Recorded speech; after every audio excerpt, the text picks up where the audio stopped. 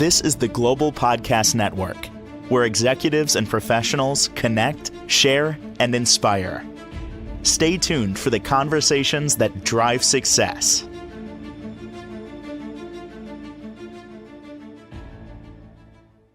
And welcome back, everybody. There is some confusion, and that confusion could very well be getting in the way of you getting business or finding the job that you really desire. Where's the confusion? Well, the confusion is not with someone, it's with something.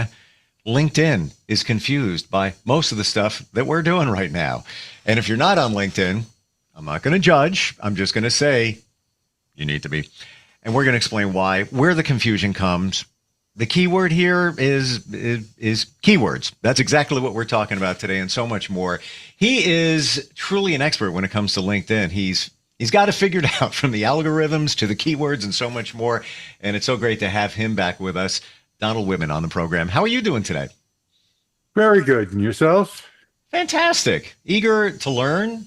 And it's funny, when we say keywords, a lot of times we connect keywords with Google advertising, pay-per-click, because that's all about bidding on keywords. And it's interesting how when it comes to LinkedIn, it's kind of the same thing when it comes to the keywords. But do you feel pretty much that we're using all the wrong keywords, we're not positioning ourselves properly, and that's getting in the way of our progress?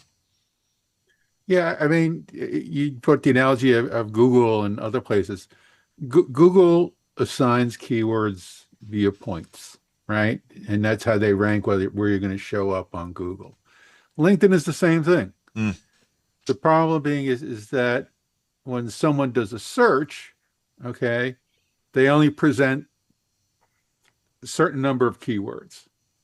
And those keywords, basically, when LinkedIn looks at your the index for your profile, it basically looks them up and assigns the points. But if you don't have enough points in that search, you're not going to show up, or you show up way back. So the idea here is, I try and tell people that, you need to put the keywords in for the position that you're looking for, right? So does this, Don, does this apply to somebody looking for a job as well as somebody looking for business and wanting to get more exposure for potential clients? I've actually done this for a law firm.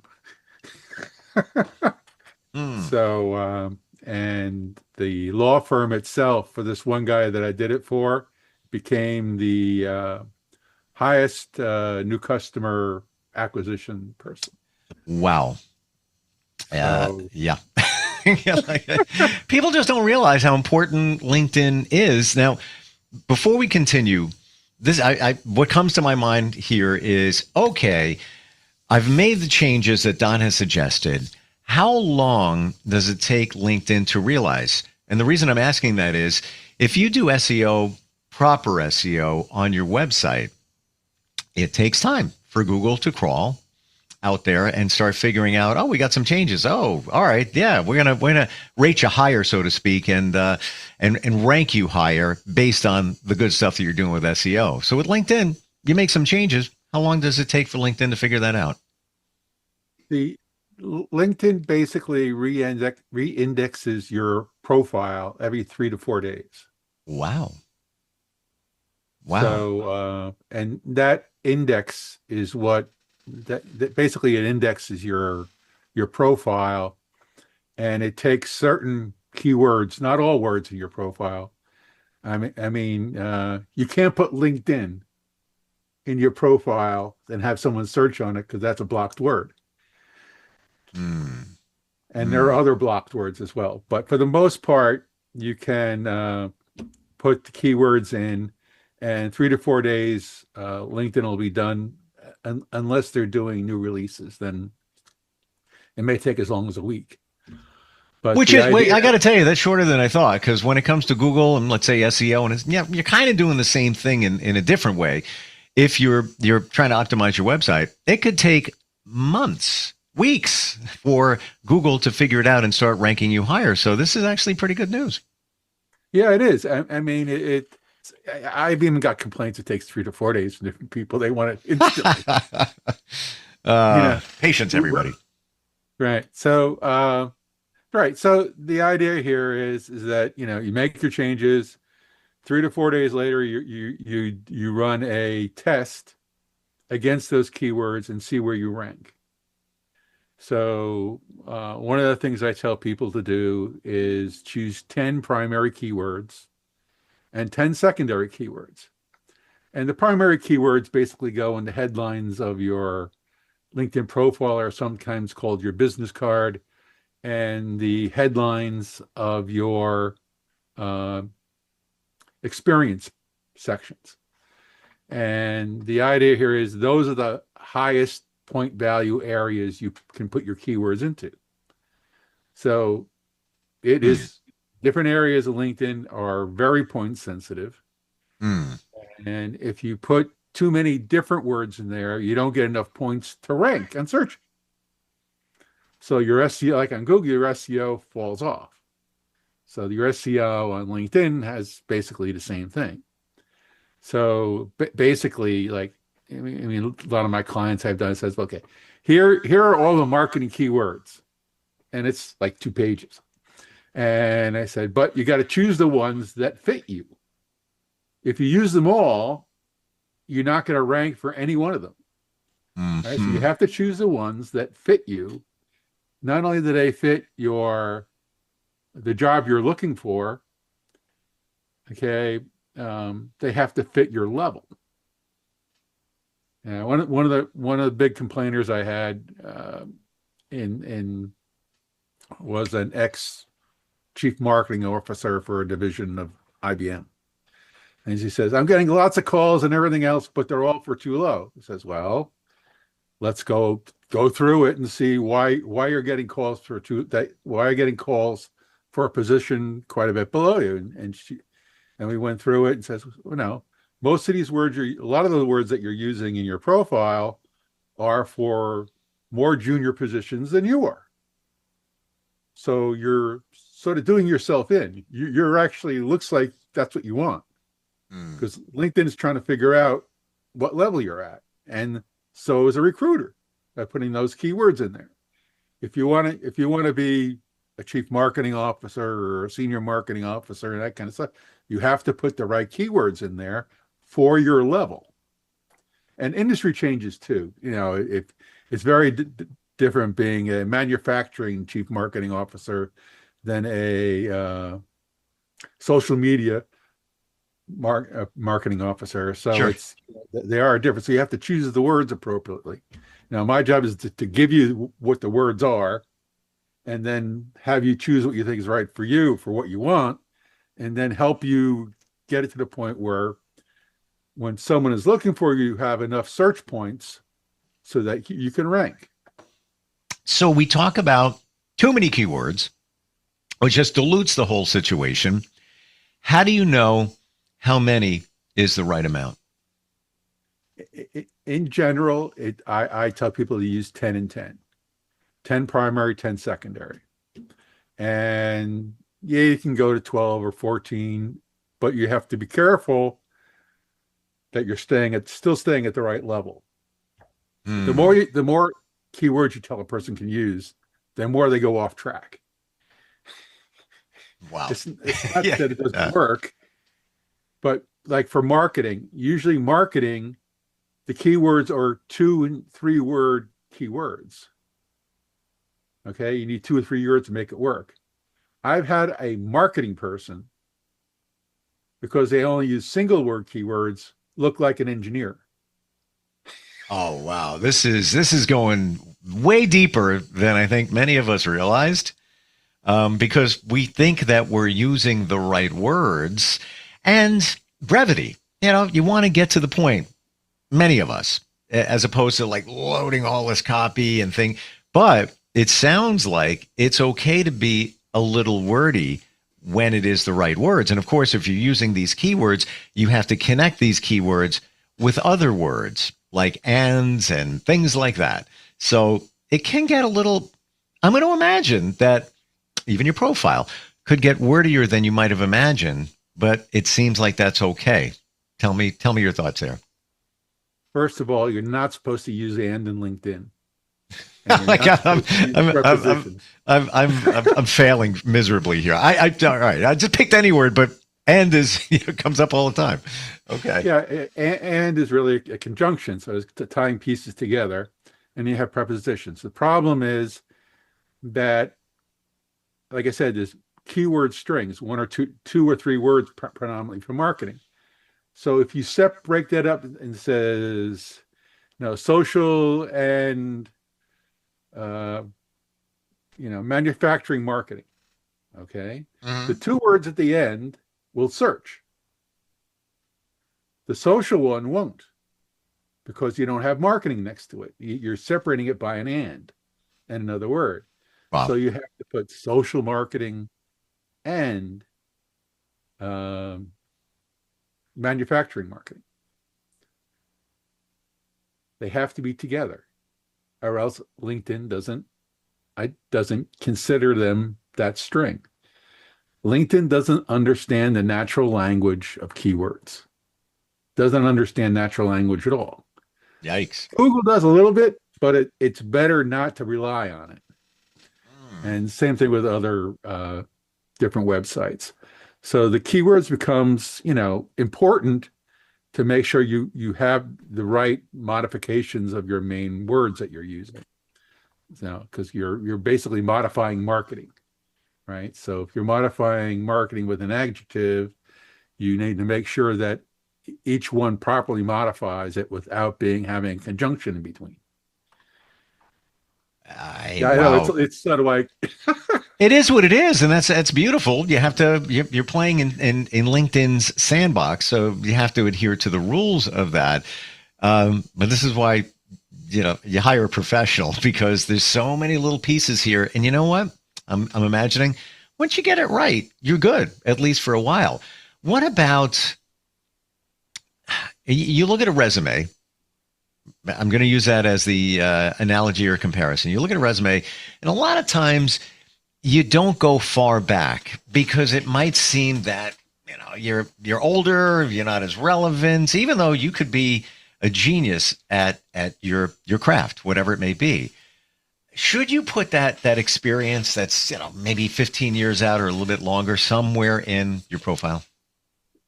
most recruiters or other people consider the last 10 years to be the only thing that's relevant, right? Because that's current experience, Sure. right? The recruiter says, I want, companies that are using a recruiter says, I want someone with current experience. Well, if that experience is back 15, 20 years, it's not current Mm, and things change. yeah. Now, I basically tell people 10 to 15 years, 15 years sort of being on the edge. The only exception is if you do like you have a highfalutin job in IBM or American Express or something like that, and you basically I tell them, and that's 20 years back. I mean, it's a good thing to put in there, but you said don't put too much text on it because the LinkedIn profile gets too big. So Mm. just put the header, and it's and the other part too is LinkedIn only gives you points for the first three experiences Oh. past what you have now. So in other words, the points work, your current, when you look at experience, it's the first four. The first one is current, then the next three are secondary. After that, and those headlines are where the points are, not in the body of the text. So if you put more of that, all you're doing is diluting the word count and changing the ratio between words and keywords. And LinkedIn considers that important. Now, one of the things I did a while back was I got a CEO's. I'm talking about executives because I do them most often, so it doesn't matter who it is. Got them on the first page for what they want for the job they wanted. Right, for every keyword string or pair they used, it ranked on the first page of LinkedIn when you did a search.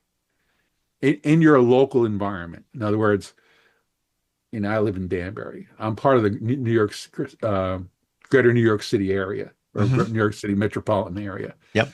So, if you're in that area, you rank higher if someone is searching from that area. So LinkedIn tried to match up where the recruiter is and where the potential hire might be. And if you're in the same area, you get more points. But the idea here is that I got the executive onto page one for all the keywords he wanted to be found by. Then he went and he was on page one, right? So then he put his recommendations in. He went from page one to page 45 because the ratio changed. Wow. So he calls you back going, I can't even find anything. I'm not showing up. Well, it just all this kind of stuff. Says, calm down. What'd you do? You're going to do this. And then he said, oh, I put all these recommendations and stuff, and going, okay, and we did this on Zoom. So I pulled up his LinkedIn profile and going, you have one recommendation that's a page and a half.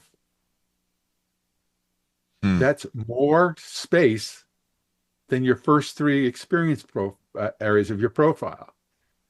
Don't you think that's going to make a difference? And there were no keywords in it. Wow. So it changed the ratio. And he had 12 other recommendations he put in as well. So here's a guy, right? I mean, recommendations are important. I mean, my rule is any recommendation over 10 lines is too big. And you always ask them to put keywords in it because it helps keep the ratio correct. So let me ask, okay, at this juncture, when you ask for a recommendation from somebody, are you saying that you should, if you have that relationship with them, suggest to them that they use certain words in their recommendation and don't make it too long or wordy? Yep. Oh, you have my gosh. Every recommendation you get, you can accept or ask for revisions. I wasn't aware of that. Okay. Yeah. Wow. So you can send it back, and typically what I do is I'll copy it off to a Word document or some other Google document, whatever. Go in and edit it, and send it back to him, and see if he agrees with it. And if he does, have him resend it to me. And now you have a recommendation. Correct keywords, that's the right stuff. He doesn't go off and into left field how great you are, because that big wordy stuff's only going to hurt you. So you either get controlled recommendations or you don't do them at all. Oh my gosh. And I'm seeing, normally, I'm blown away here, by the way, Don. Normally I view this as, if they want to recommend me, thank you. All right, I really appreciate it. But if it's all fluffy and not direct, I'm hearing from you, it's almost pointless. Yes or no? Yes. I'm also hearing from you, based on that, every word counts everywhere. Your LinkedIn presence. Yes or no? Every word in your LinkedIn profile is counted when you're doing the keyword to text ratio. This just got very deep. Yeah, all your college stuff, right? And your groups that you may belong to that you support. And sure. There's lots of other fields. All that stuff, all that text is included in your character count when they determine the ratio of keywords to text. Wow. But I believe the good news here is once you get it right, you're good, at least for a while, unless things change. Am I right in assuming that? Yes. Usually your ranking lasts at least 1 to 2 years. Okay.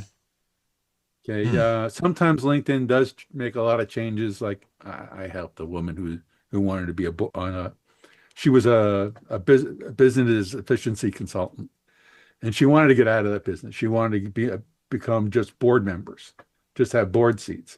Gotcha. And I did it. I got it. She got two board seats. She had one. She got two more from from the revised LinkedIn profile. Hmm. But 2 years later, she said, "I'm not getting any more contact." But it says, "Yes, the ranking algorithm changed a bit, and we need to if you want to be found again for that, we need to redo your profile." So yeah, so that happens. So would you say that if somebody works with you and that you optimize everything, you get it all done, we got it shined up, polished, and ready for prime time, if you will, we're good for a while. And maybe they would check back with you in a year, two, whatever, and regardless of any changes, would you take a look at it again and pretend if there's no changes, would there still be maybe down the road some optimization based on the way things change? It depends if it's still in the job market, right? Actually, for some people who are really, very managing all the keywords very carefully because it's a tough position to get into, right? There's a lot of competition. I basically asked them to back it off. Back off, to take out a few of the keywords and things so that you're not showing up on the first page all the time. Let's let other people do it since they're in job signal. But keep a copy of what you did. Sure. So that you know how to put it back. And if it's not working, we can always, when you put it back in, we can always work on it. Because like I said, the search stuff always changes. So we're almost out of time. Final question here. Is there any way to know how many points they're giving you for your profile, where you're ranking? Is there any way to know at all? I test all the clients I work with. I actually test them to see where they rank. And LinkedIn changes the points based on changes to the rules. In other words, your about field in LinkedIn grew by, I think it was 500 characters in length. Well, what happened is your keywords in there are now worth less because they changed the size of the field. And the same thing with the main headline. They made it bigger. So they reduced the points for each word, which means you have to have more. The recruiter has to use more of those keywords for you to get onto page one. Gotcha. So wow, the rules always change. Yeah, I mean that's the way it is. Moving target. Don, what's the best way for somebody to start with you and really truly harness the power of LinkedIn for their professional growth, really, or job seeking, whatever it may be? Well, there's really three ways. There's my email, which is don@donaldjwittman.com, and Wittman is Wittman, not the British style. You can go to my website, whitmantechnology.com, and set up an appointment through that or request an appointment. Or you can give me a call, which is 203-917-4258. Sorry. Gotcha. Yeah, you're in Connecticut, 203. I'm in New York, right across the pond of, Long Island. So every time I hear 203, I know that's Connecticut. Thanks. I actually lived in New York City for a while. Wow. Early on. You have such deep insight on this. Amazing. There's so much more to talk about next time we get together. Thank you for being here today. Oh, my pleasure. This is the Global Podcast Network, where executives and professionals connect, share, and inspire. Stay tuned for the conversations that drive success.